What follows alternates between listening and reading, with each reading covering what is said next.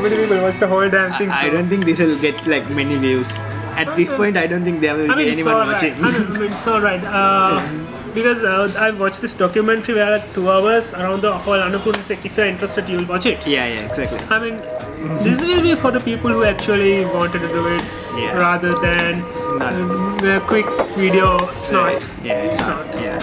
When you used to start with this conversation, maybe. I mean, just a warning. This is not gonna be a long one.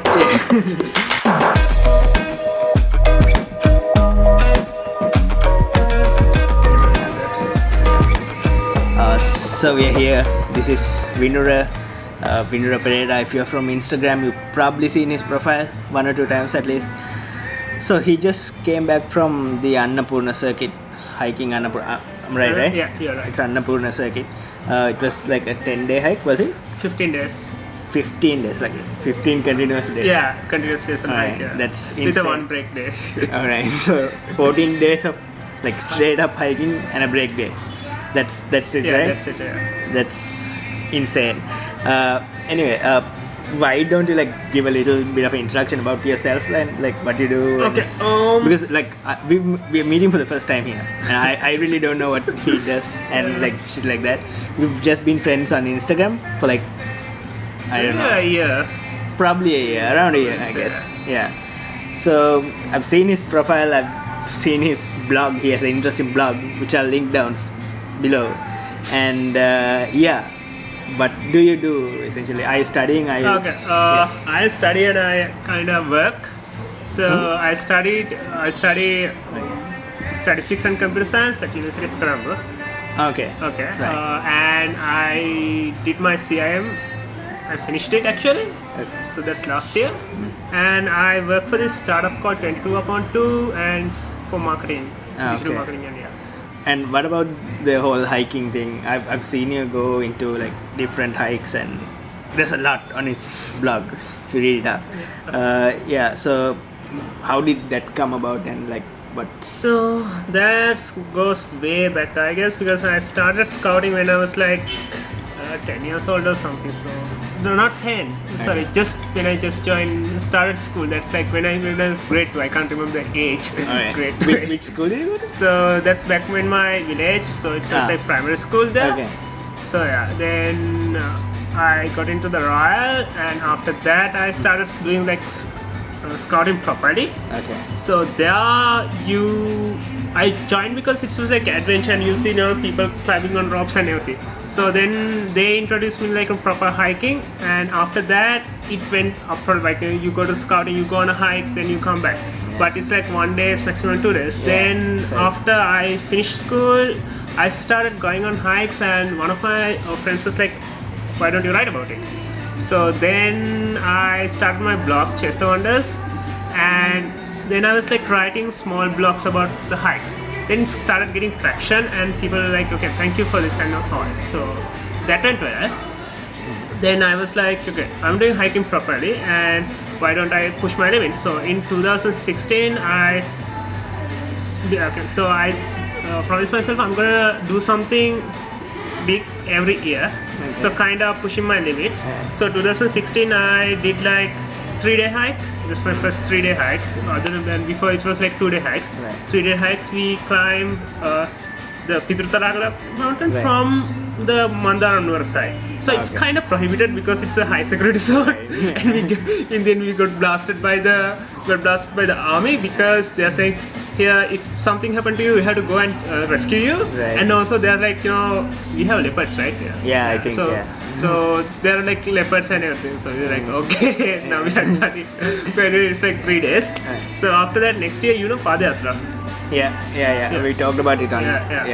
So Padayatra is a pilgrimage, but doing by Hindu. They walk from Jaffna to Kataragama. But we didn't want to do the Jaffna to Kataragama. It's too long. And there's this small part where you go through Yala. Right. So and Yala block 2, I think 2 and 3. I don't know how it's graded. I think it's ABCD. Yeah, ABCD. So the middle 2 is not open for tourists. Okay. So only time you get to do it through the Padayatra. So we were like, okay, I want to do it. And there was this guy who do like have this rock climbing place, and he was like, he's also guide. So I joined with them and went on a 4-day hike. That was like my first 100 kilometers hike. It was 4 days. Right. And did that. That was in 2017. Wait, just to like get an idea, do you stay inside the Ala? We stayed inside. Camp inside the Ala. So it's the dry season. We just we had our blankets and just we just sleep on the ground. Right. And nearby the fireplace. Okay. It's a quite new experience because like no noise pollution, no anything. You have your people and you just go ahead of the pilgrimage because there's no toilet, so people just go to the jungle, and so to avoid getting step or poop, you just go ahead of everyone. Wait, how many people are you talking about? Like, is it like hundreds? 30,000? Shit. So it's a pilgrimage. Wow. Okay. So like from Jaffna to Khatragam, 30,000 people march every year.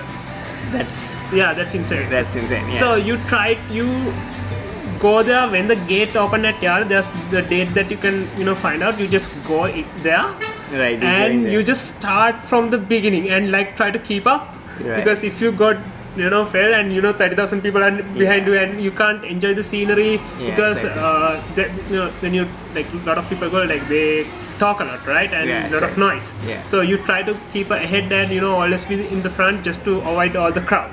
But isn't it dangerous to go through Ala? I mean, It's dangerous. it is, right? Because elephants, leopards. No, actually in 2007 or 8, 2 people have died. Right. And also there's From this animal attack, and there's this leopard or something I think has eaten a woman, and there's incidents like that once or twice in the past, like within the last 5 years. So you try to go ahead, and also the thing is that army is there to protect you, but you can't guarantee it because animal attacks, who knows. Yeah, exactly. So, I think I wanted to ask you, like, you decided to go on this is like a 15-day hike, like a serious hike in the Himalayas, right? In the Himalayan range. And this guy decided to go on it alone. Like, that's like unthinkable. Like, what gave you that confidence to go there? Like, this is like you haven't done any like snow hikes, right? I haven't. It's just like snow in first time there, to be honest. Shit.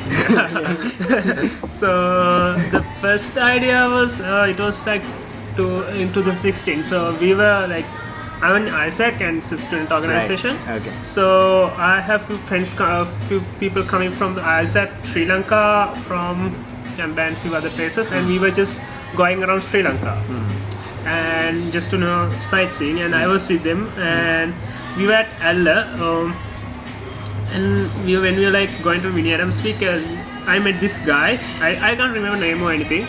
And he was showing us photos of like Himalaya mountains and everything. And he just said this: we were hiking all day and go village to by village and staying in a village. Right. And it's kind of interested me. I mean, it sounded cool. Yeah, it does. It does sound cool. It's scary. You can actually die like quite easily, right? Yeah, to be honest, yes. Yeah, and did you have a clue? Like, I know after you went there, you met up with some people at a hostel, right? Yes. And did you like have an idea that this will happen? Like, you meet people? You will like meet up with someone to go with. Not really. So when I started planning, it was not 2018 that I planned to go. 19 Jan. It was like 2017 December I actually planned to go. Okay. So it was not me going on. So we have ISAP projects, right? So it was just a project, and I applied in Nepal, and it was just that they want to do a survey along the one of the treks and find out how tourism affecting their lifestyle. It's a volunteer project. It's a volunteer project. Right. Okay. So the project got cancelled like 2 weeks before a week before I go there.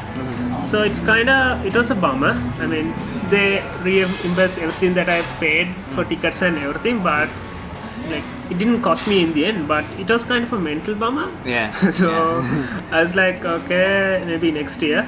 Right. And next year I thought of like, okay, I'm gonna do it alone.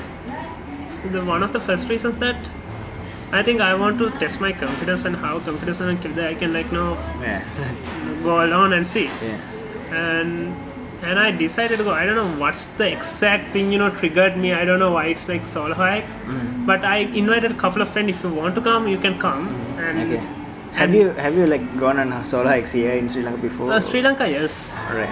but I mean it's different, right? Yeah, Sri Lanka, it's very different. Yeah. you know the language, you Yeah. know the everything. Yeah. You can figure it out. Yeah. I mean, if something goes wrong when you're abroad, Yeah. the chances of Yeah, the like chances help- are very low, especially when you're stuck in a very high altitude mountain village. I mean, anyway, I started planning. I started researching. I started looking for what are the resources that we have, and there was a couple of Facebook groups that people who go along, and there I found most of my information and where I confirm my route. So after I made my itinerary, I want to confirm it back. It's like, no, is this doable? I mean, whether I'm pushing too much, or is it like, can I go 15 kilometers a day and go this much of altitude? It is doable or not? So I kind of met people who went, and also people who are actually going during the days that I have. So I kind of figuring out connecting with people through FB, and then I realized, now it's doable. Then there was two friends I met at a conference in Isaac, who is in Nepal. Okay. So, and they were like, come, but they haven't done the trek. Right. They were just in there. So they were like, and I have a friend who has, who's like a guide. Maybe dial him up, and I dialed him up. He was in Switzerland for some reason, and he was like, just go, you can do it around. Right. He went on this skiing training or something. Right. So he's like, I'm out of the country and so can't help you out, but it's doable, and just go. Don't worry about anything. And it won't snow much because you are going in end of Jan, which is like the snow period is like Jan beginning and maybe end of December, but towards the end of Jan it's not gonna be like a snow a lot. So I was like, let's go. And then I planned and everything. Then I met this one person who's going 2 days ahead of me through FB. Okay. And I was like, even if you're going 2 days ahead of me, let's meet, and maybe checking in at the same hostel.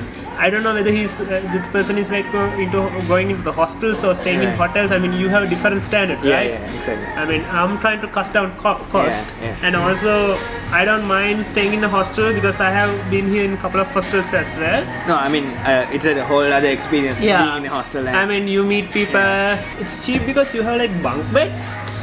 And if you're in, and it's a dorm room, right?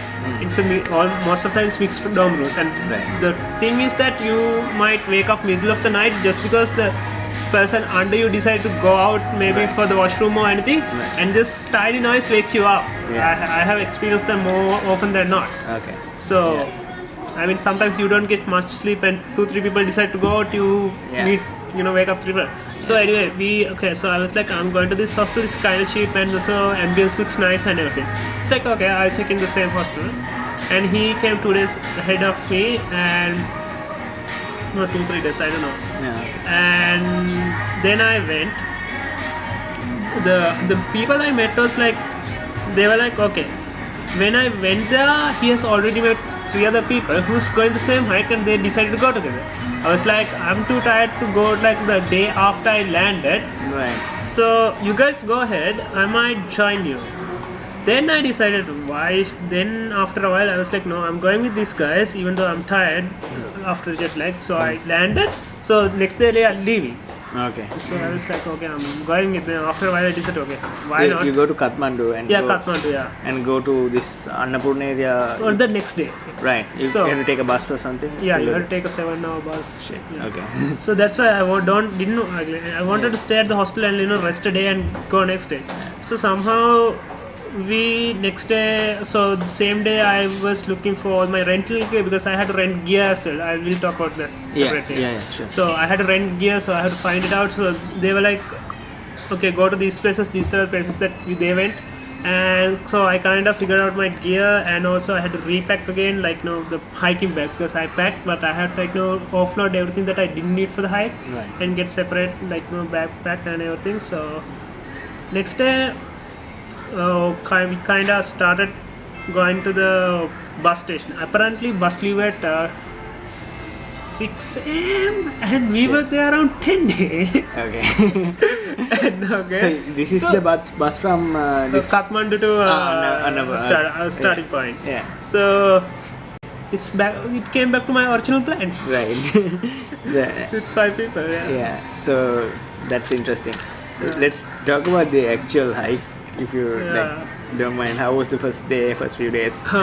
First few days, I'll talk about the first day. So we had like a 7-hour bus ride, Right. and then we went to the starting point basis. It's like this village that's commercialized, because in high season per day 200 people pass the village. Okay. Okay, so high season is from it starts from April. April. It's April, summer, right? Yeah, So- summer, and right. it's not. You can basically go in shorts and Okay. t-shirts. Right. Interesting. That's kind of hot. Okay. And Alright. in low season, normal days like during daytime 5 to 10 degrees, and at night it goes minus. Okay. And higher you go up, The lower cold it gets. Yeah. and it goes from like -5 to we went like maximum up to -30. Shit. So, Okay. so it's the low point is like -5. It's all right. Then you have -30. It's a whole different case. Yeah, exactly. Even -5 is not really alright. It's all right. Trust me. Yeah, compared to like -30, yeah, should be. Trust me. It's all right. Yeah. I personally like don't really like the cold. Do you like enjoy snow and the cold weather? Yeah. It's fun. I mean, snow is fun. Yeah, and it's fun for the first time. Yeah, fun for the first time. I agree. Yeah. I agree. I have some stories. So, Yeah. before, How did that? yeah, like, before snow. So the first few days, it's like Lord of the Rings sometimes. I would say. I mean, what? Lord of Lord of the Rings, the landscapes, and you Right. go through the mountains. Okay. So Interesting. because it's cold and very dry, the wind is very dry and it's windy. Okay. My hands are like basically messed up. I don't know. Okay. Now it's all right, but Okay. just like way worse than this. Like, Right. the skin is up to somewhere here. I can peel it out. Alright. So it is that dry, Alright. and you need to drink water constantly. And the landscapes, it's mountains are starting, right? So we were going through, and they are building a road, separate road as well. So we were sometimes on the road and sometimes off the road, because government has put these snack trails, like separate footpaths for the trekkers to avoid the road. So Okay. so now they are like, you go on the main road, and they are like, no, if you want to take the hiking route, there's a hiking route. Right. And some people opt to go in a jeep up to say a few days, because the road is there. But we started from like the normal common starting place. It's called Besisa.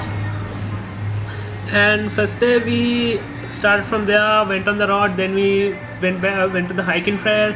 And hiking trail go through the paddy fields and small village, like small. I guess it's not like scary or anything. No. at First that day it's point. not scary, and you have like those what do you call bridges with made of iron, like just what do you call Right. hanging bridges. Right. Yeah, Okay. you have those, and the first one was kind of scary because it's like it's very long, not one that we have in Sri Lanka, very long, Right. and when you are in the middle, it starts swinging.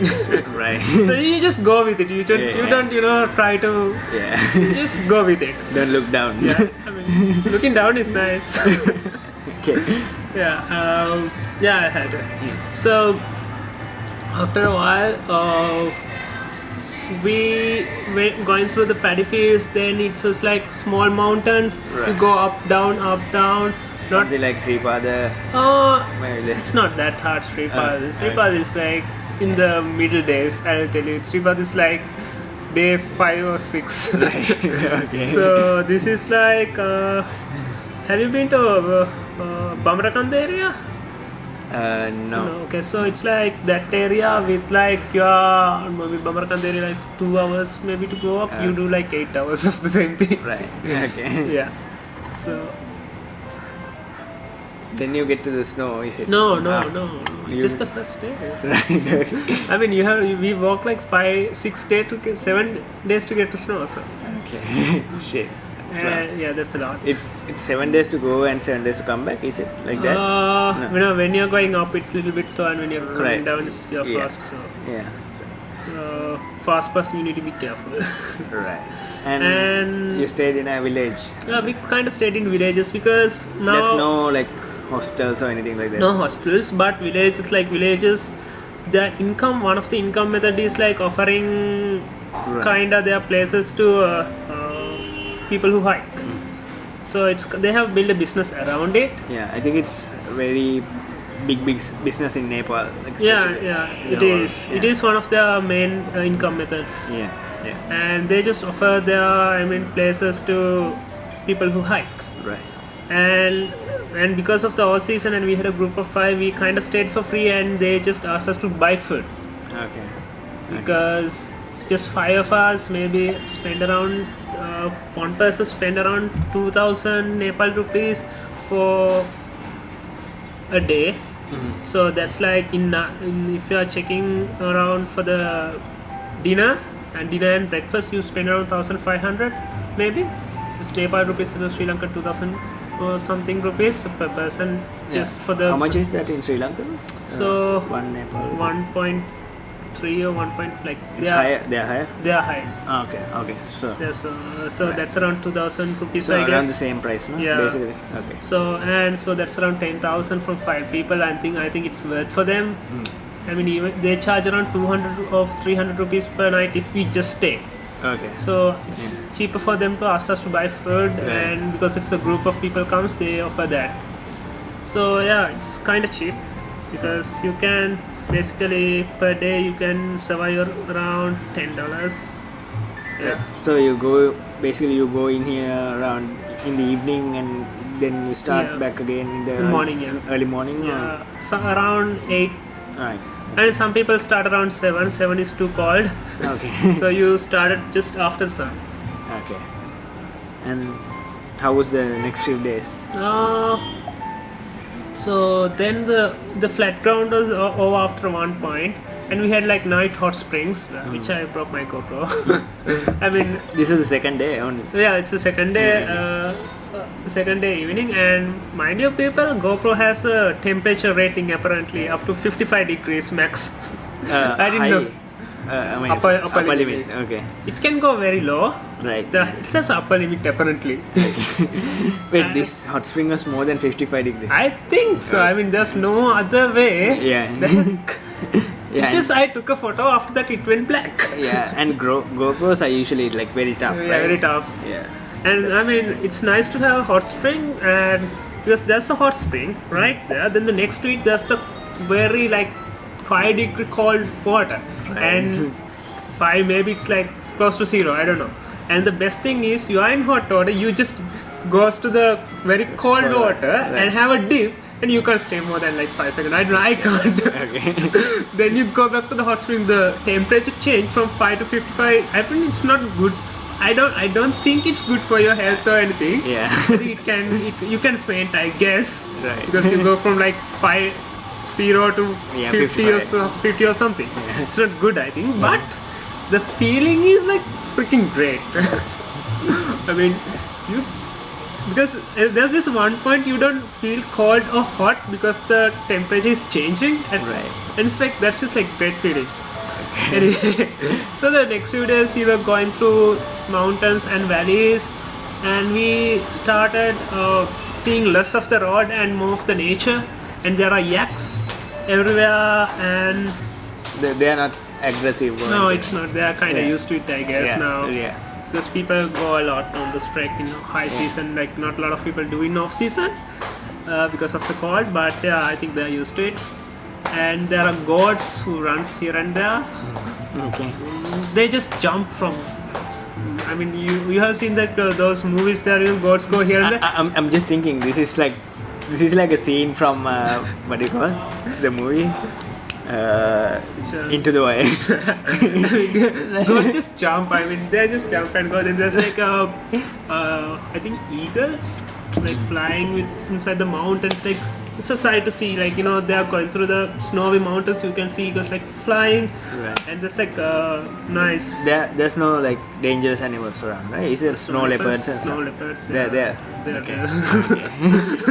Like they call snow leopards the queen of mountains. So. Right. I mean, it will be nice. Did you encounter any? No. They don't come like that, I guess, and you can't spot them easily. They are blended with kind of snow, I guess. Yes, I did kind of try to, I did like Google search, and they're like freaking white, Right. and you can't see them. Just like I think camouflaged, I Right. guess, in the environment. How was the next few days? So All this was not too hard, right? The first few days. I mean, You- because for the first few days, like the ground is not steep.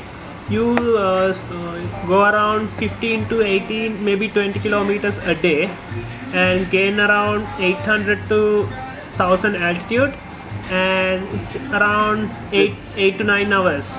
Not bad. I mean, first day okay, second day okay, third day your shoulders started to pain. Right. Your calf muscles kind of sore. I mean, it's all right, and your body is getting adapted because you haven't.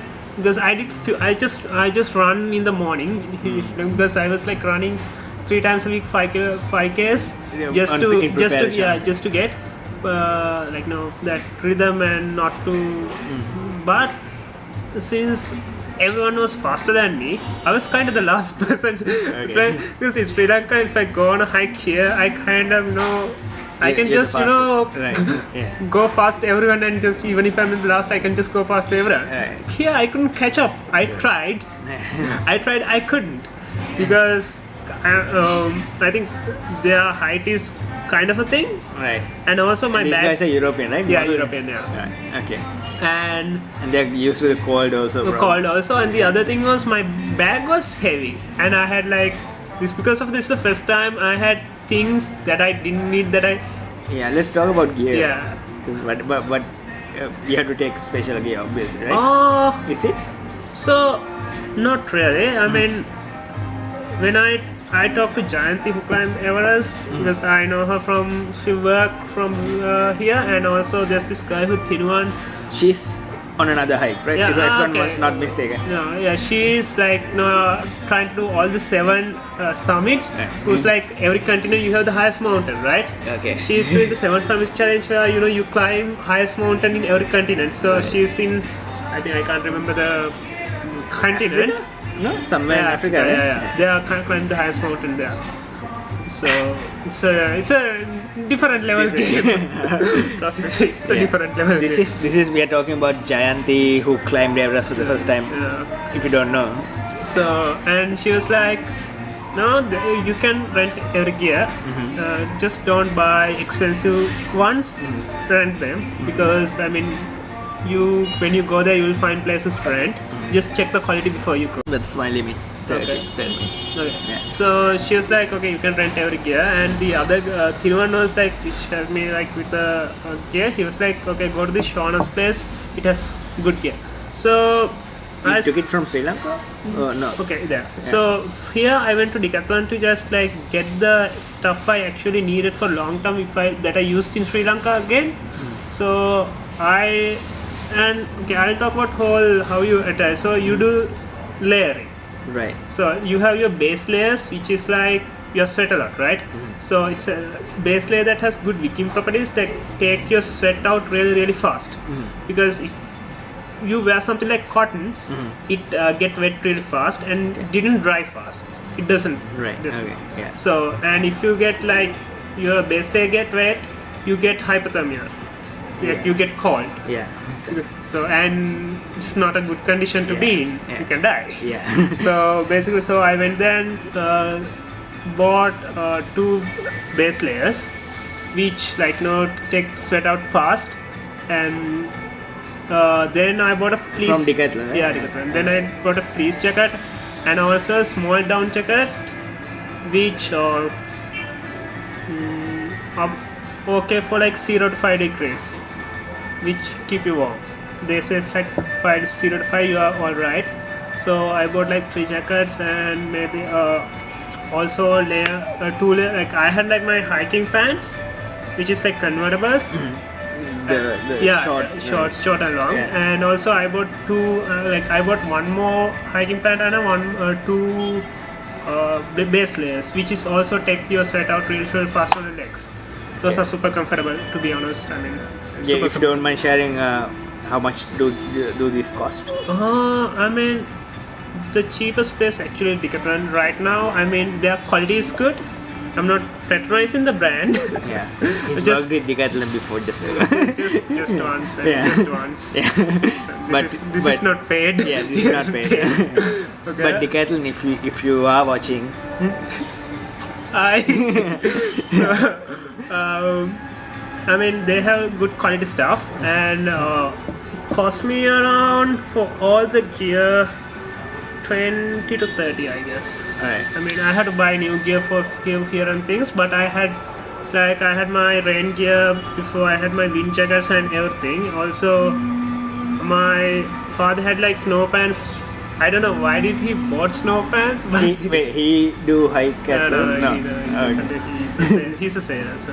He's a sailor. Okay. So, he had snow pants, so I didn't buy snow pants, but I brought them with me. So, and I bought a new bag because I needed a fully good bag. It's not break down in the middle. So I had my normal hiking bag that I use, but I didn't want to take it because if it break down, you don't want to hike with a broken bag. Yeah, exactly. Yeah, and you need a technical bag basically to keep your weight. I mean, you should be able to adjust your weight on your shoulders and weight on your hip belt. That's like crucial because when you are hiking for a long period, because I learned that hard way in my Padayatra. Okay. I was just using my normal hiking bag which I use, and I didn't know how to use hip belt and everything. I was just using the shoulders, and hip belt was like just there, it just not tight and on. Right. And after the second day, my shoulders I can't just touch them in second Right. day. Okay. The Padayatra, it just Gets, pained a lot. yeah. So then this other guy who's trekking for a long time, he's like, tighten your hip belt up and balance your weight. And sometimes you can tighten your hip belt so that these are just there for the balance the bag. Right. And when this is like paining too much, you just balance it out. Right. Well, So- if you don't mind share, like, what's the model and how? So I use 4 class 50 liters bag. 50 liters. Cashua 4 class 50 liter bag. You got it from Decathlon? Yeah, I got it from here. Okay. Yeah. And it has a good bag. I mean, the only thing that I didn't like about it is like it didn't have a separate compartment for the. It has the compartment, but it doesn't have separate opening for the sleeping bag compartment. Okay. So when you taking everything else, you have to You have to take the everything out from the front. So that's the only thing. And also it has less pocket. It has like 2 big pockets and the one main pocket and the one on the top. So just 4 pockets, and you need to organize. And sometimes when there are less pockets, you have to put everything at one, or maybe buy separate small packing cubes and put them there. So that's the only thing that I didn't like about the bag. Rest of it, the bag is good. Yeah. And also if someone is going, I recommend to have a good shoes. Okay. This is like Very vital, important. very important. Yeah. Good proper hiking boots maybe. Right. Because you don't want your ankle Yeah. to like get Yeah. twisted or anything. Yeah, so I'm very clumsy with my foot, even though I hike a lot. So my foot always goes like sideways. So I always recommend something with an ankle support. Like any models, like any I brands. mean, I am also like a fan of Cashua for now. Okay. So I am. Quecha or Quencha. I don't know how it's spelled. Yeah. Spelled is Cashua. I don't know how it Right, is. right. Right. I thought we were talking about different brands. This is the one with the Q and. Yeah. Got it. Okay. QECHA or something. I've seen it in Decathlon. Yeah. So I kind of a fan. Okay. Yeah, I've seen a lot. Yeah. I mean, they seem to be very competitively priced, right? Competitive and yeah. also good quality. I mean, I'm using the brand for a while now. I saw the shoes for like $7,000, right? They have with the from ankles? 7,000 up to 15-20. The range goes up, and you can choose whatever is good for you. Good shoes, and also just check for your shoe size, like the from toe to heel, like the make sure that it fits. Right. If it's too bulky, you get blisters. If it's too tight, still you get blisters. So should be like properly fit to you. Don't order online. Yeah, don't order hiking shoes online. Never do that. Try it out first. Yeah. And also don't wear it like straight away for hike. Break them down. Just when you got it's like very rigid, right? Yeah. So you need to break the shoes down.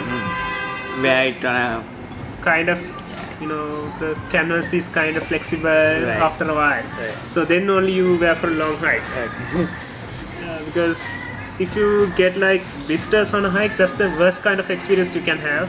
Right. So shoes are very important. And the bag is Bag is very important. And What else? I'll get the then I need the sleeping bag, which I rented. This is 4 seasons sleeping bag.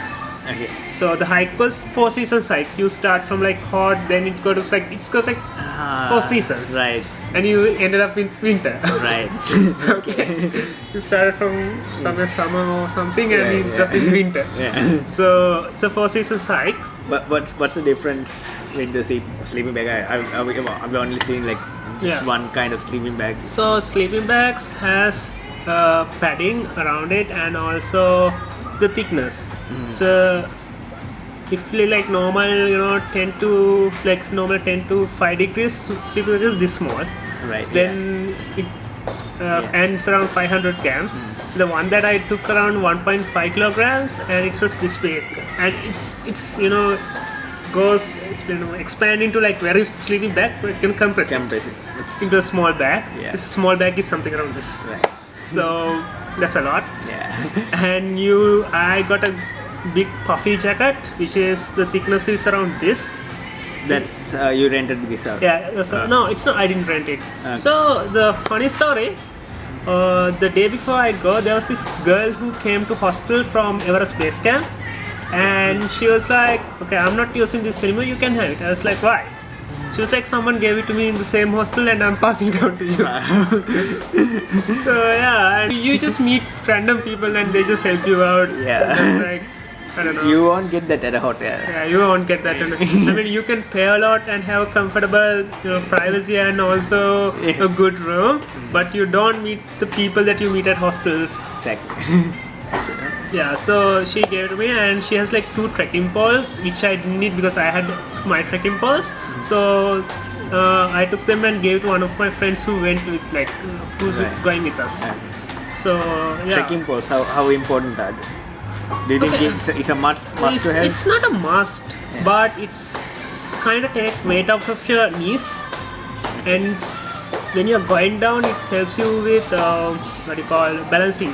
Because when you're going down, your weight is going forward, right? Yeah. The trekking poles helps you to balance it out, because you have I had like a 15 kilogram backpack, Right. Yeah. and I might have slipped and fall more than a lot if I didn't have the trekking poles, to be honest. Okay. I mean, there are 2 guys who didn't use any poles at all, and one used one of the friend used the trekking poles that girl gave, and this other guy who's a crazy guy, I'll tell him about it separate, but he just uses a stick from the woods. Okay. So if you're trekking poles, don't buy it. I mean, Yeah. you can just cut out a stick and use it. Right. Yeah. So next year they started. After first 5 days, I think we took a break in the middle because we came to Manang. Manang is like the place where actual snow mountain climbing kind of started. Before that, it was getting cold.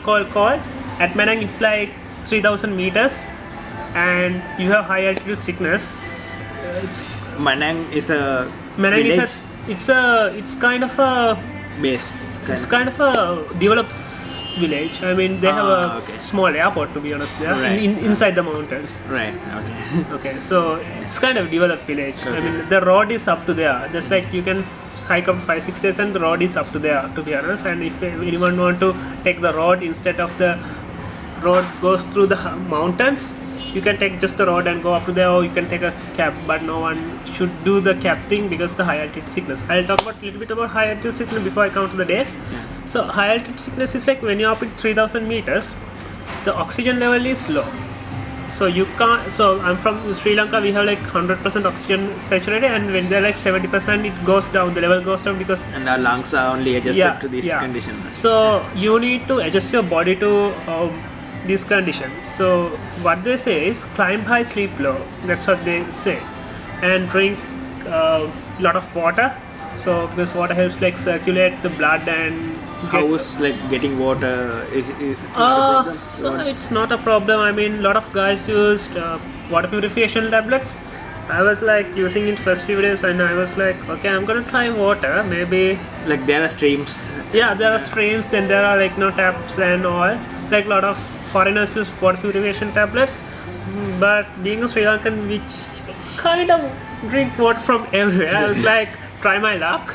And after that, I never use purification tablet because those purification tablets use that chlorine kind of a. You feed it. Right. You need to drink it water. You know that there's something in it. So after a while, I ditched, and it never affected me. Yeah. So anyway, you have to drink a lot of water, and also locals recommend garlic soup. Garlic soup. I mean, I don't know why, but it has like properties that let you adjust to the sickness. So high altitude sickness actually can go up to a deathly situation because brain didn't get enough oxygen, it can die. So it's kind of deathly. So you need to accumulate, I think, your body.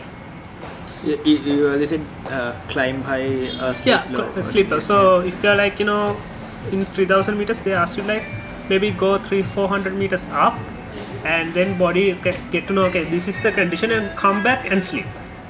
So go up, come down, and sleep. So what we did was like, okay, come to 3000 meters, and we just rested a day, and we didn't go anywhere. Like we just rested. Then there's two separate from there. There's the lake, Tilicho Lake, which is a frozen lake, which is at 4,900 meters, and the lake is at 4,900, but we have to go up to 5,000 something to just to see it because lake is low and we are up. Right. So what we did was like, okay, we need to like accumulate this, right? So we went there.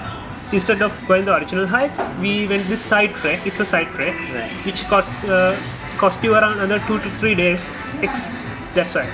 It's need another 2 to 3 days because you need to go to the base of that place, and that is at 4,000 meters. We were at 3,000 meters. We rested a day. We went to the 4,000 meters, which is like the base, and you stay there for the night. Then you go up to 5,000 meters just to see the lake. And then you come back and sleep. And you come back and sleep. So you go to 5,000, and the funny thing is, one guy's ankle was little bit sore, so he didn't go up. So it was just 4 of us going up. Then when we are going up, there's this guy who had a headache. So the symptoms of high altitude, you get like nausea, and also nausea is like you get like vomiting feeling, right? Then you get a headache, or you lost appetite to eat. So this guy, when we are going up to the Tilicho Lake, this guy started getting a headache, and he tried to go up, but we kind of asked him like go down because it can be deadly. So he went down. Just the 3 of us now. So and those 2 other guys were so freaking fast. Okay. I was like hour behind them. Right. Shit. An hour behind them. Okay. Okay. They were just going up. I was like, okay, you guys are freaking fast, and I'm trying to catch up, and then stop catching up, and it's like just going on my own hike. Right. So, and I was kind of afraid, but if I get high altitude, it's not advised to go alone as well. Yeah, exactly. And there was this few Chinese people, like five or 6 people, who was at the base camp, and they went ahead of us. Like, so we started climbing the Tilicho Lake around 9. They went around 8. And there's another Chinese guy who went like 1 hour ahead, coming back. Okay, I met your friends, but I also gave up. Okay, and I met another 2 other people who gave up. Now I'm going. I start, okay, go slow up. I was going slowly up, and By this time, this was all through the snow. Yeah, it's snow now. Okay. It's snow now, and then there was this where you climb like I don't know. It just took 5-6 kilometers, but you go up around 1,000 meters up in one point. Okay. It's tough because it's very steep. Right. Because you go like this, Right. but the mountain is like very steep. So it kind of wore me out for a while, and I can't take it back. Then I went to the up point, and it was very windy. Okay. And we never expected it to be windy, and it was very cold, and it's a snow. And I kind of was like, okay, you need to go it because it's the first time that you encountered that much of snow on And the by trip. the time you were alone, right? Yeah, I'm alone, so that was kind of scary. Yeah. Yeah, but I was like, okay. I also like thought of giving up because everyone was coming back. I was so slow, and my people are like, because you can see they're on the top end when you're on the down, and it's like 1 hour. Right. So I was like, okay. And I started going slowly, and I kind of thought of it giving up like more times because I mean when they're coming back I'll be still going up, I guess. Yeah. I was like, okay, give up. Then I was like, no, I mean I have come this far, I don't have altitude sickness, might as well push this up. It's kind of toughen you up mentally, I guess. And then I went up, and there's this one place where you see the board and it says Tilicha Lake. I was so happy when you went there, Tilicha Lake, then 45 minutes more. Yeah, and they also tell the distance in like In time. minutes, okay. Yeah. So, okay, I was like, alright. Then I started working on 15 minutes to the from there. My friends are coming back, and there was this guide who's going with the Chinese people, and he was like, it's too windy, and maybe go there and take a quick snap and come back. I was like, okay, I'm gonna push it. Then I was like going, and it started like the wind was like, I can feel that wind is getting increased, and also I never prepared for that. I had my wind jacket and just a normal jacket, and I wanted to cover my face, so I had my hat and buffs, right? So I kind of using the buff just to cover my face. I never cover my face fully. Then after we went up, I went up, then I made it to lake. It started, the wind started like getting faster. Now I can see the path is like it's a snow, right? Path is getting covered from snow. So that kind of hit me up really bad because I had my phone that I didn't have any GPS, so I just had my phone. GPS sometimes you can't rely on, right? Yeah. So I had a separate app that I use for hiking. It's kind of offline. Fully offline, you have the maps and everything, but the GPS you can't really rely on. And when it's covered in snow, you don't know where are the water areas underneath. Just like this much of snow, and you don't know what's under the snow. And if the path is fully covered, where do you step? You can step on a freaking hell or a water way, Frozen waterway or a rock, and you can slip and fall down. And there's no one else, just me. So I just took one photo and started running back. It was scary. I mean, it's like you're stuck in a snowstorm, and you can see the path is like getting covered. You just start like going like back really fast, and at one point I can feel I was wearing gloves. That's all right for my hands. I just wanted to check my phone, so I took my glove off because it's not like no glove you can't use a phone, and I just my face and my nose was numb. And then I was like afraid because I might get a frostbite, so I used my buff and everything to cover my face, so it just eyes, sunglasses, just fully covered. So I'm going down really fast, and then at one point, because I was going fast, one point I slipped. Thank God I had my trekking pole, else I would have fallen down. Right. It was scary because there are frozen parts, there's snow, underneath there's ice. So when your shoes are not made for the ice, just snow, powder snow is alright. It says don't use snow or moss. Shoes says like don't use it, and you step on ice and you slip. It happened. I was dead scared at that point because I slipped actually, and I actually fell down. So, yeah, and my hat went away because the window so high, it just went to the ground.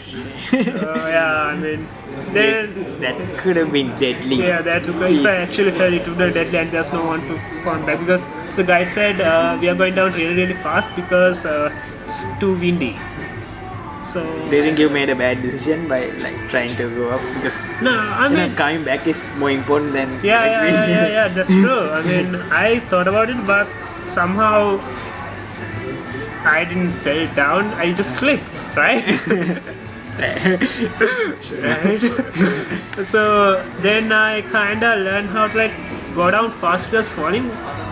So you normally keep your foot straight.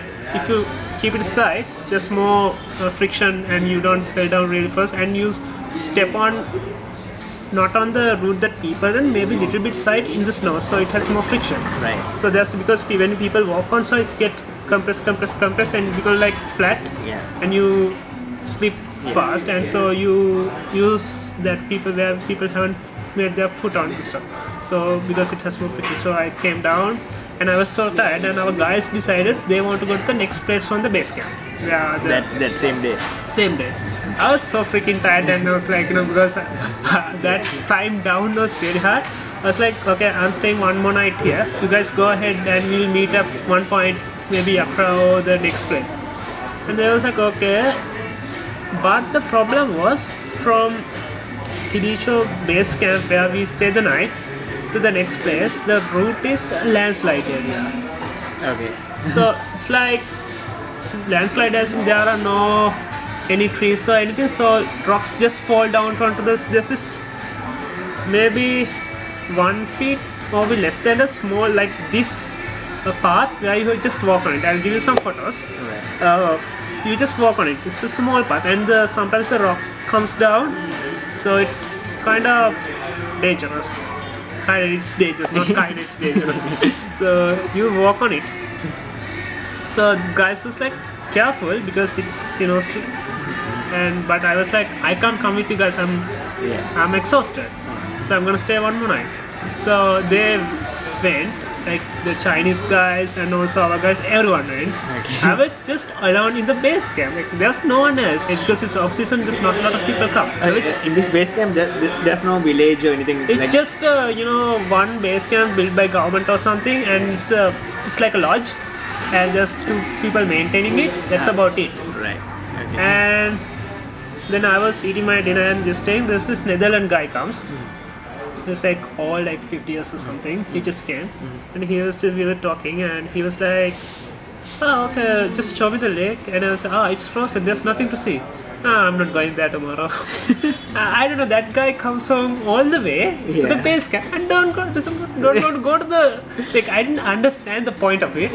And he said, okay, and he was I think he's a very experienced hiker, and he was like, okay, so I'm leaving in the morning. Are you coming?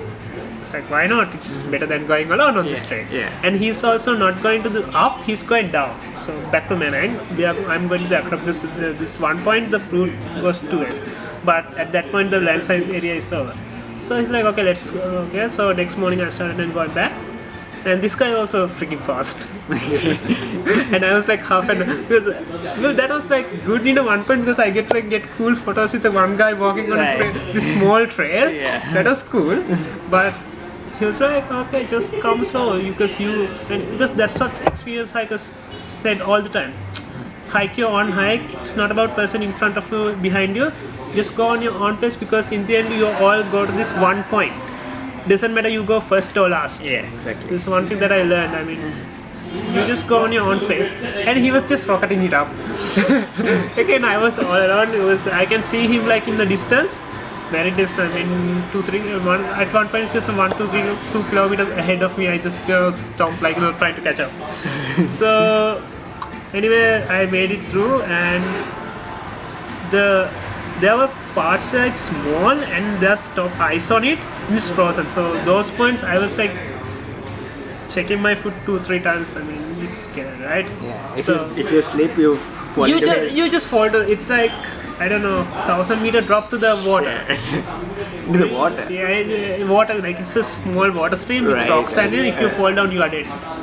I mean, it's some miracle you can survive, but basically you are dead, I guess. So went through that, and after that, then there's the route like went separate ways, and the new route that is like so beautiful. There are like long valleys with like I don't know, ponies or horses, but it's beautiful. I'll show you some photos. It's actually beautiful, and I don't know the feeling. I was all alone in this beautiful landscape. This is what you're going for from the very start. Yeah, I wanted that. I mean, I was with guys. That was fun, and we had fun. It was good company. But with this day, I felt like okay, I'm connected. I took it very slowly, I guess. I think I did like this. I was just stopping every time I see a landscape. I just enjoy it, and you feel it. I mean, The ultimate happiness. happiness. I mean, you feel it. So then you went up, and it's a 1,000-meter drop again. You had to go down, and the snow was on the path, and the trees were. I'll show you some photos as well. And how about like how do you manage food for this? Like, do you take stuff from the base camp, like for lunch and all? Okay, food. Breakfast we have from the place where we stay. Dinner we stay, and what I did was like eating Snickers during day. Okay. Not lunch, no lunch mostly. No lunch. Okay. Because in the morning I always ask for like my default breakfast was porridge with apple, 2 eggs and milk. Okay. So eggs, 2 eggs, eat 1 egg in the morning and take the other one with me, and eat 2 Snicker bars and an egg for the lunch. No, Okay. just ended. Yeah. Okay, so Yeah, Snickers is like very fast. I mean, it's like burns really fast and gives you energy. It's high calorie. Snickers. Yes. Is it just Snickers or other chocolates? 2 Snickers and an egg for the lunch, mostly. That's a very weird lunch. I mean, it's like no one eats lunch Right. break mostly. Yeah. I mean, you have a good breakfast, you have a good dinner, and lunch is like you don't need it. Right. Actually, we don't need lunch. I mean, being a Sri Lankan, we eat like a heavy lunch. Yeah, exactly. But when you hike, you stick to a breakfast and a dinner. One thing, you save money. Other thing is, when you hike, you don't want to stop a long time, wasting time, because in the night after 4 o'clock it's get cold really fast, and you don't want to hike in that cold. So what you do is like you skip lunch all the time. So anyway, I took 8 hours that day, 8 hours of hiking all alone, way to the other place, and I meet these guys, and they were like, the first set of guys. yeah, and they were like, they are going one more village up because they can. It's like, okay, you guys go ahead, and two stayed behind just to charge their phones at where I was going to stay. They was just charging phones. I was like, okay, the other 2 went up, and we are also going up. If you want to join us, you can. I was like, I already hiked 8 hours today. I don't want to add one more, which is 1 more hour. They are just going 1 more hour. I don't want to add 1 more hour to my list. I'll meet you up to the next camp tomorrow. And they went. Then I just stayed the night. And that day I was just reading my books, and the best part is now Yakra is like 2 nights before the summits. Just 2 nights before the summit. So everyone from everywhere is at that point. So they want to go up because the next 2 points have very few places you can stay. Okay? So they want to go ahead of these people and catch a place to stay the night, because it's very cold and you need a good place. Right. And I was like, I can't, you guys, have a place for me. Just go up, I'll join you guys. And they was like, alright, they went up. And I just, try to talk to them. A lot of Nepali guides, I said. The best part is they come and talk to you in Nepali first. You feel lost. Then they tried like, this still lost. Hey, I'm Sri Lankan. I don't know any language. So yeah, and they were like, I'm going around, and also they were like, yeah, alone. No, they were alright. So next day we started hiking. Apparently, my friends who hiked with me, has gone up to the next place, and they had to come back because there was like everyone else has gone home, and the village is like kind of closed. There's no one there. They have went up and come back to the lodge next to where I stayed. So I met them in like 20 minutes, 15 minutes. They have just started hiking. And I say hi, we went up and we came down. So it's good that I didn't went up with them. Yeah. And we started, going up. And then again, I was like, it was so cold. I just wearing my normal jacket and I want to change my name. While I was like, putting my other jacket on, they was just going fast just to avoid the crowd who's behind me. And everyone went past them because I was taking my time to, open up my bag and jackets and all. So I was all behind. I was like the last person. I'm behind our guys and all the two other groups. There was American group and a Chinese group. I was behind those two groups. So there I can see them going ahead. So then we started going. Then started wind. Then it started snowing. Okay. So I was again all alone, all behind, and I can see the guys going up. And after one point, the road is covered in snow, and I was alone. This is the first time I was going through a snowstorm. Like when we started just normal ground, then it started snowing. So I was kind of scared because I haven't done this. So I started, because now there's no point of going back. I started pressing forward, and I met like two people who's coming down here. They were like, you might not be able to do the summit because it's snowing too much on the summit area, so you might need to come back. And I was thinking going back, then again my friends and everyone go ahead, I was gonna push it. And then there was a landslide area again, so it's like a half an hour. You started going back? Or No, I was going up. Right. There's a landslide area which is like scary because you can't see where the landslide is because it's covered in snow. Right. But the board says landslide. Right. So I was like using my sticks and trying to, where the snow is and where the path is. I was just, because it's already covered in snow and the footpath is covered in snow now. Right. And the people have went ahead and I was like half an hour behind them, I guess. So I was going very slow, trying to figure out, okay. Then after one point I can see the next base camp. Okay, I'm not gonna press to the high camp. There's like Thorimpadi High Camp, Thoringla Pass is like the summit. Right. So we decided to meet at High Camp, which is another half an hour from Thorimpadi. I decided, okay, I'm not gonna push this. I'm gonna stay in Thorimpadi. It's snowing too much and it's already somewhere not up to my knee, maybe halfway there. But I got scared and I thought of like maybe join with some other guys who's in the Thorimpadi and going with them. And when I was going up, there's another guy who's like, it's like no, another 15 minutes, just press, and I was kind of tired as well.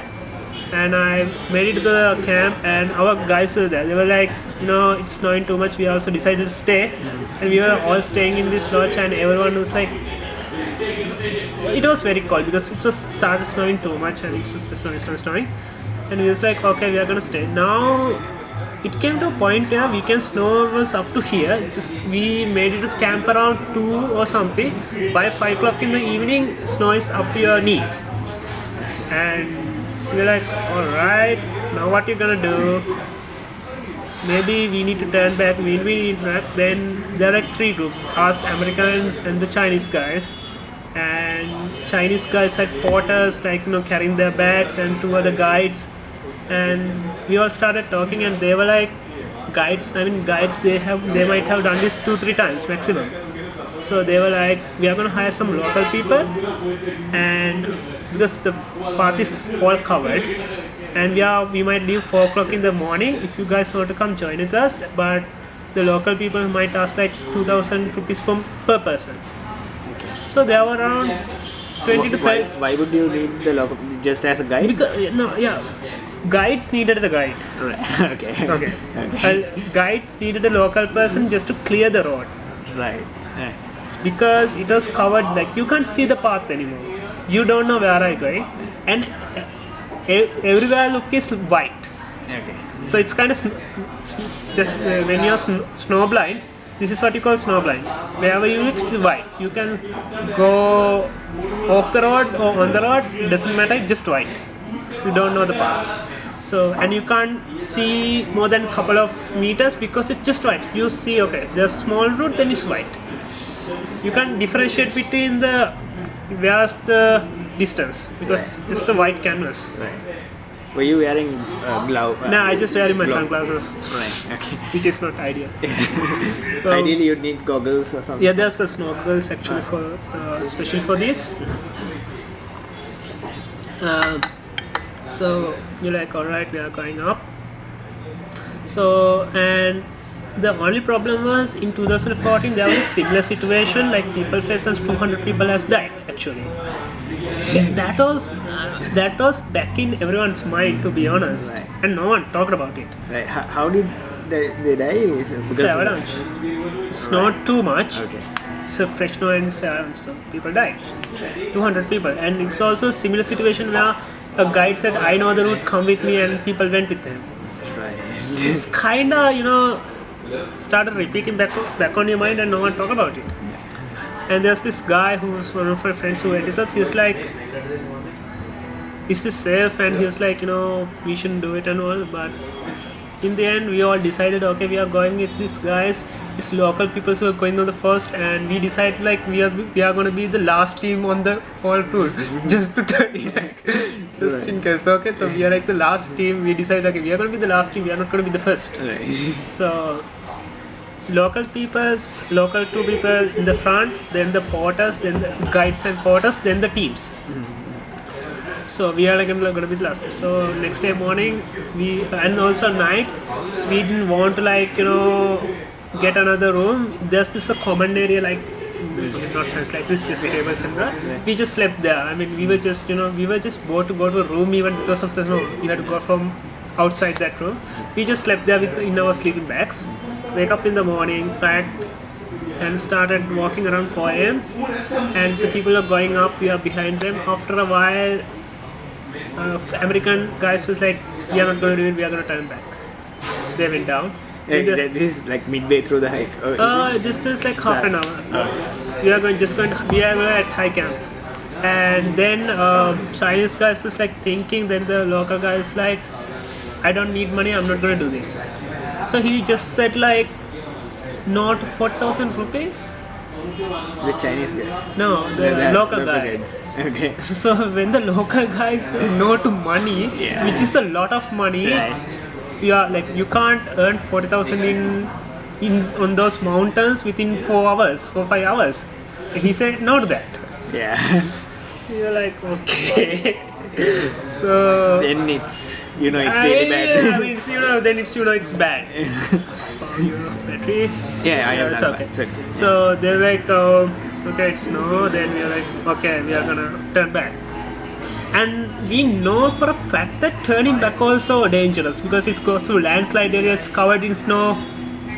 Going back is also as dangerous as going up. It's just that when you're going down, you kind of know the route. It's back on your mind. So okay, we like turn back. I mean, it's kind of the hardest decision I took because you have hiked for like 11 days. Yeah. And there's this 5 hours to the summit, and you had 5,000 meters, and there's this 400 meters going up. You just turn back. I don't know. The feeling was like, okay, it's been an adventure, but you need to go back home. Right. You don't need to climb this. But- you need to go back home. But was there a possibility to like stay for a couple of days and see Yeah, if it there clears? was, but at that point,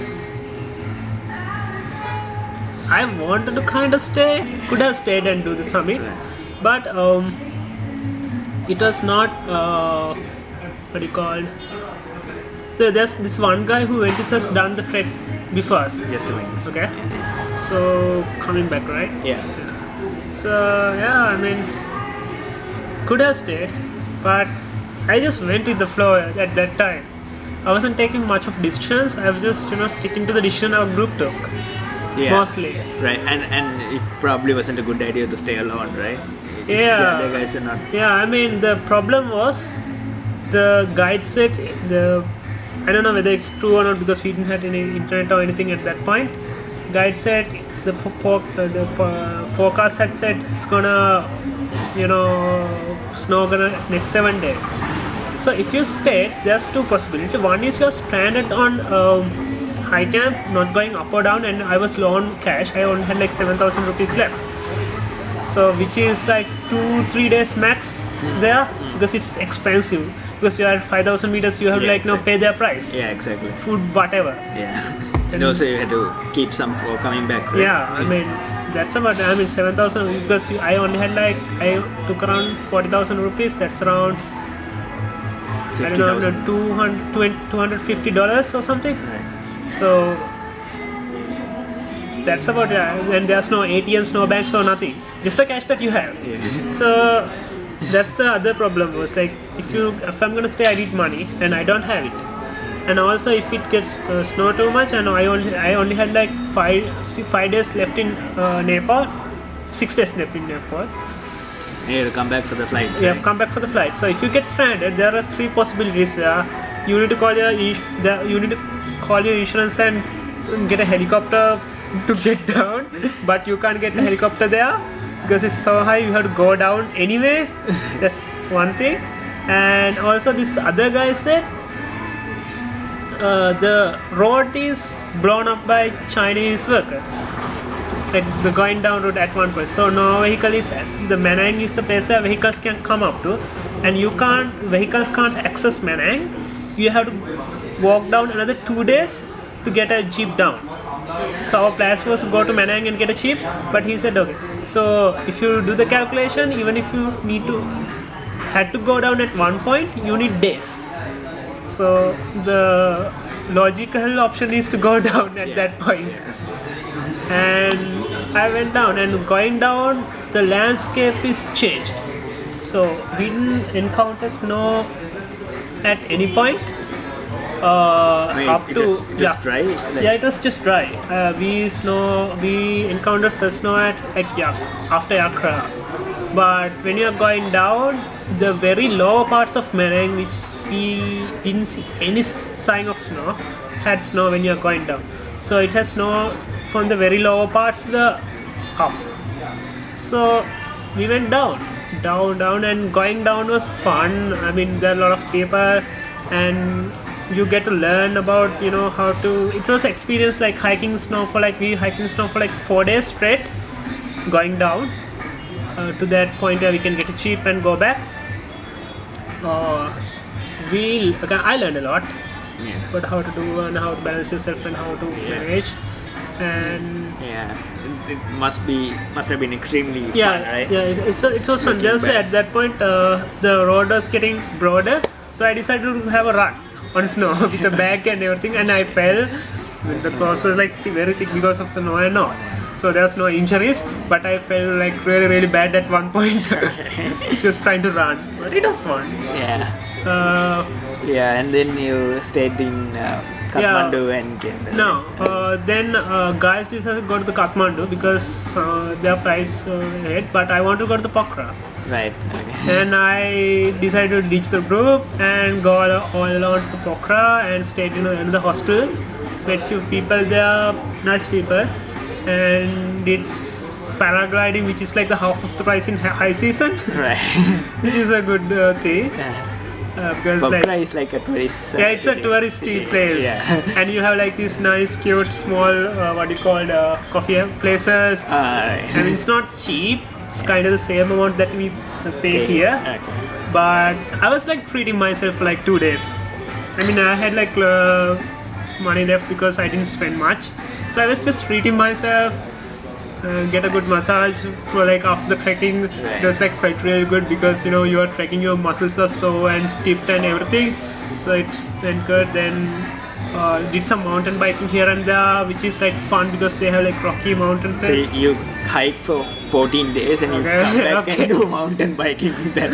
I mean, come on. That's interesting. I mean, come on.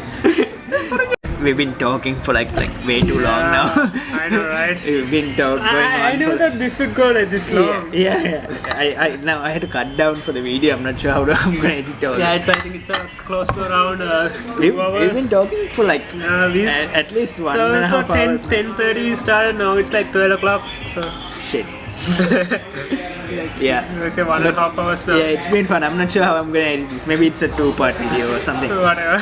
Yeah. Okay, so I need to know these details in detail. So sorry. I mean, I never talk about this very lengthy in a way with anyone. I guess Right. I just like talking about how was it. It's great. Maybe mention a couple of things here and there, but yeah, this is like the very lengthy discussion.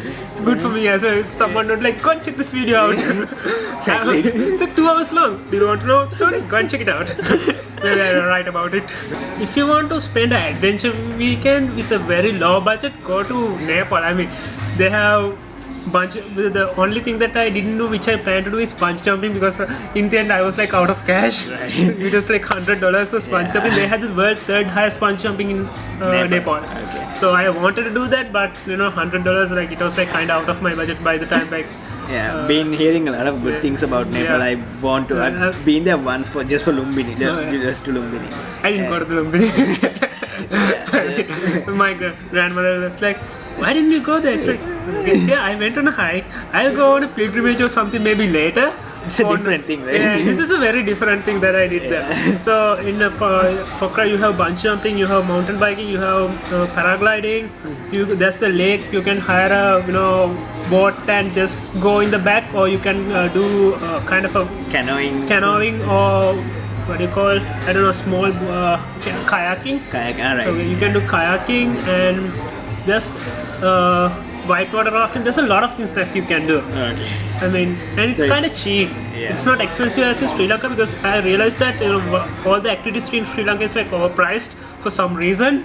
I learned that there, because you can do paragliding for 5,000, and here we have this skydiving club or whatever. It's like 15,000 or 20,000. Just paragliding. There is 5,000. I think because a lot of people do it there, and it's cheaper for them. Is it? Do you feel safe? It is. It's okay. I mean, it's safer than crossing a road in Kathmandu actually. Okay. So yeah. You have this old buildings, and next to it there's a very new building. So the contrast of the architecture is like very visible, and it's kind of nice to just walk on the street without any aim, just looking at buildings. And I met this girl and this guy, the girl who's worked there, who's a US girl who came there and do agriculture research and help them Nepali people with agriculture to uplift the community. And she can talk Nepali really well. So we were going with and this other guy from Vietnam was going with her, and we were just exploring. And it's kind of nice to access local routes and everything, because she know the language. So she was there for 2 years. So it was really nice. And we were just walking, exploring, taking photos. One thing I wanted to ask you, how did you convince your parents and stuff before going? They were okay with the whole thing? So the only concern, I think my mother had a lot of concern. My father was all right. I mean, he was like, go explore. I mean, it's just that my father was not in Sri Lanka, and he was like, he's all right with it. I think he understands the whole concept. But my mother had a lot of concern, but she never. The thing about my mother is she never says no, but she gives you this lecture, mentally blackmailing, not to make sure that you're safe. Yeah. It's like a mental blackmail, but you feel guilty. Right. But and they were okay. okay, so because I think from small days I was kind of being trying to do my own thing, and also the scouting, and also I had experience not just to jump, because I know how to, it's just the experience of knowing how to take care of yourself. Yeah, exactly. And you know when to take the risk, when not to take the risk. Yeah, exactly. I take a lot of risks in Sri Lanka because I can do it, but sometimes in there, because I turned back, I could have, if it's Sri Lanka, I would have pressed forward, not towards I normally press forward, but there I turned back. So things like that, you know when to take the right decisions, and kinda, my parents knows that as well, and they were like okay with it. So I mean, it's the How much did all of this cost? so it was around $1,000, around 2 lakhs. With all the equipment. And Yeah, equipment. that's separate, no? It's a separate. Yeah. I Because you mean, can reuse it and- depends, because if you are a long-term person who hikes, buying equipment is an investment. Okay, because you are gonna use it. Yeah. But if you are not like trekking for long term and you just trek here and there, I advise like renting. Like you can rent everything in Kathmandu, everything. So without the hiking gear, it was like $100, and that's around 2 lakhs, 180, I guess, right? Yeah, around 180. Yeah. 180. That's that's including all the tickets. Yeah, and, tickets, and it was. That's actually a yeah. pretty good deal for like Yeah. almost 3 weeks, right? Yeah, because if you take the way that I saved money was I planned everything from my own. If you take a travel agency, the same trip will cost around 3 to 4. Yeah, at least Because the guy that we met, he has done Everest base camp with this guide. Downstairs. Okay. So he has done the Everest base camp, and he told me it cost him around 4 lakhs. He done it via a travel agency.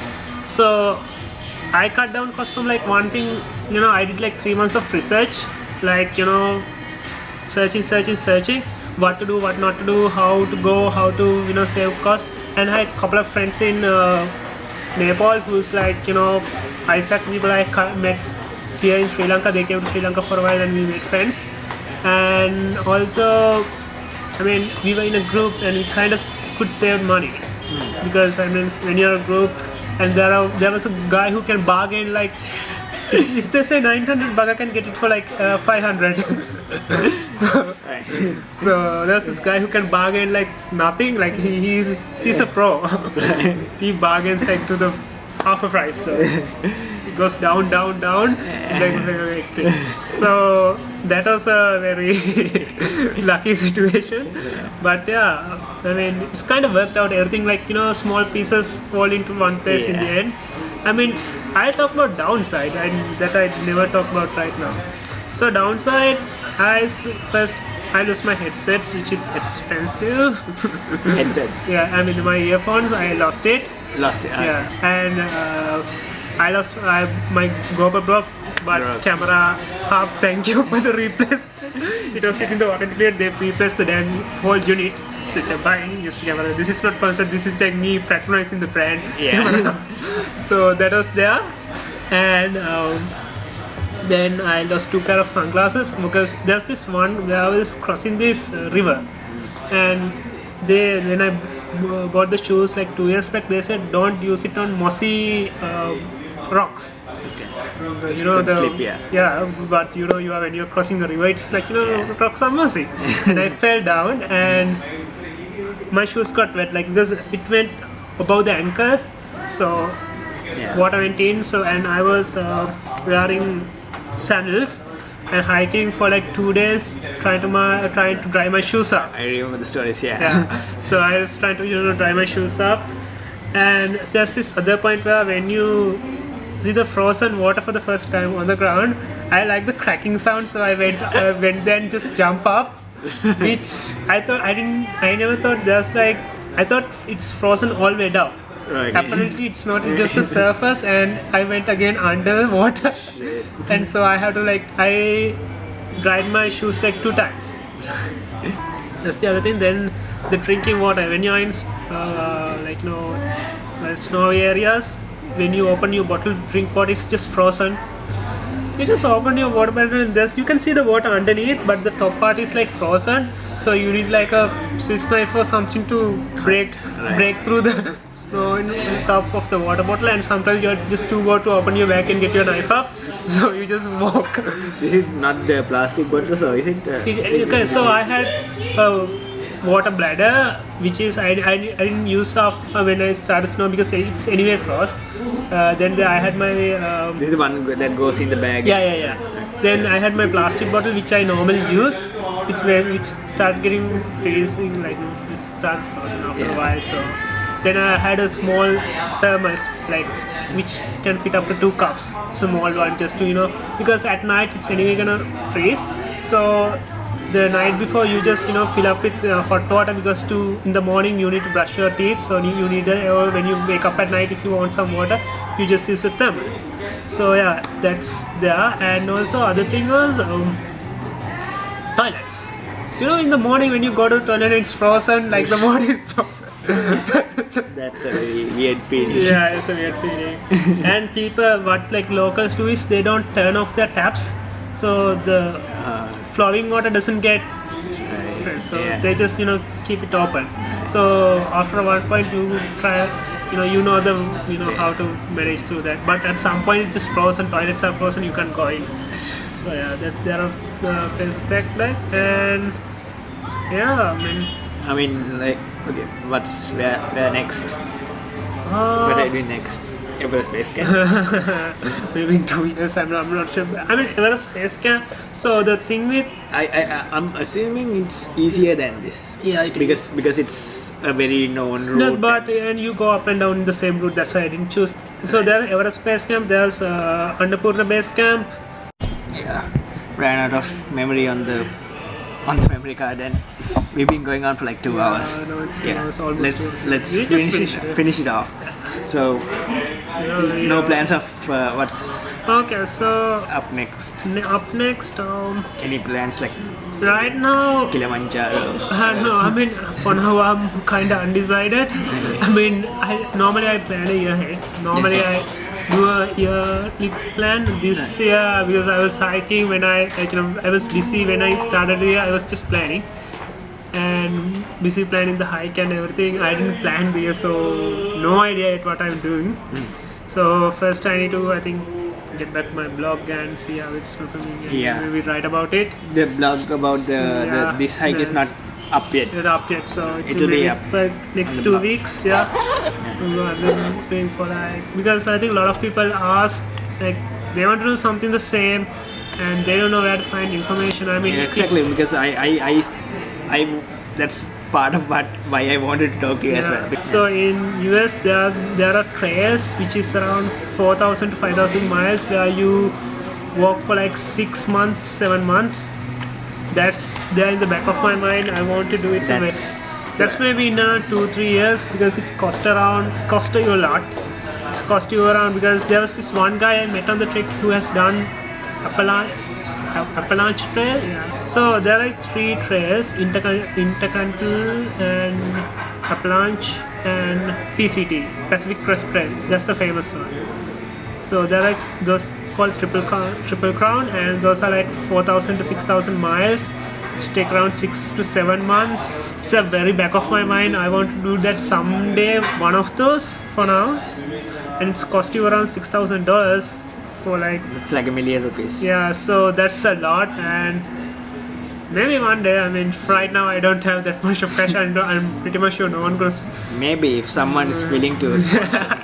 That's like a very long-term plan, because I have my university to finish. This is the final year, so maybe in 3 years down the line, down the film. Yeah. I mean, when you think about it, it's too much. Just watch the film Wild, and you will get an idea of how it's gonna be and how hard it is. And I'm gonna watch that tonight. yeah, watch it. Yeah. This is a film called Wild. Right. So, let's end it. Yeah. So that's it. Thanks a lot, Vinra, for coming and sharing the whole experience. Learned a lot. Hope you did too. I'm still not sure how I'm gonna edit this out. We talked for. Like it's 2 hours. It's 2 hours. There's 2 hours of footage here. And we ran out of battery and SD card. Yeah. That's a lot. So I have no idea how I'm gonna edit this. Like, imagine editing this. You have to go watch the 2 hour footage, right? Yeah. So it takes 2 hours just to watch. Yeah, you're gonna like, no, it's like a watching a film, I guess, 2 hour film. Exactly. So Just talking people. I don't know how many people watch the whole damn thing. I don't think this will get like many views. At this point, I don't think there will be anyone watching. It's alright. Because I watched this documentary where like 2 hours around the whole Annapurna Circuit. If you're interested, you'll watch it. Yeah, exactly. I mean, this will be for the people who actually wanted to do it, rather than Not a quick video. It's not. Yeah, it's not. Yeah. we used to start with this conversation. Maybe I mean, just a warning. This is not gonna be a long one. Yeah. Yeah. So yeah, follow Vindra. Vindra is on Instagram and yeah. Vindra Pereira, right? Yeah, it's Vindra Pereira. So yeah, follow him. And thank you for the invite. Yeah, I never expected. It's a pleasure. Yeah. Yeah. Yeah. Let's hopefully after the next hike, maybe let's go on hike together. Yeah, At some point. yeah. Probably. That's a good idea. Yeah. And we can like document the whole. Yeah, document the whole damn thing because Yeah. I only take photographs and I maybe do a video which I wanted to do initially because I'm With the GoPro, yeah. which is worked out.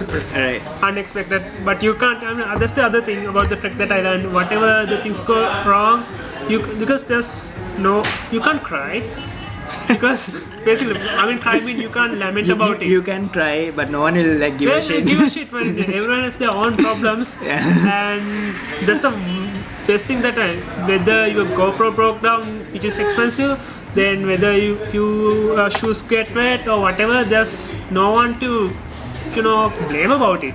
Just you yourself and your bag and whatever you have. I mean, so it's toughen you up. Yeah, exactly. It's toughen you up And mentally. this whole memory will stay with you Yeah. for the rest of your life. Yeah, right? it's like a once in a lifetime experience, and also it's toughen you up mentally and it gives you a lot of confidence. Yeah. So if anyone want to do just hiking, just try a 2-day solo hike and see how in Sri Lanka. I mean, don't think about any other country. Just do a solo hike in Sri Lanka and see how it is. Because if you're going with a group, you have someone to depend on. Exactly. I mean, even I had that in a group, but mostly everyone for themselves because we are not friends in the beginning. We became really good friends in the end. But when you start, just you and yourself, you just know their names, you know their background. That's about it. And you want to depend on yourself from everything, whether you eat, whatever you do, how to manage your money, because you can spend a lot in one day and have a crappy rest of the hike. So you need to, it's like you learn a lot. You learn your finances and everything because there's a lot to think of. Lot to plan out. How much you spend in a day, how much you spend on an off day, how much you spend on whether you want to do a few good restaurants in a off day and not do a bungee jumping or some good activity, or do the activity and have a crappy meals. Up to you. Go to a hostel or go to a hotel. Everything is up to you. It's a lot of learning. Lots of learning and a lot of interesting stuff. Alright, I think we're gonna stop now. Yeah. Yeah. See you guys. See you guys. That's nice. That was fun. Yeah.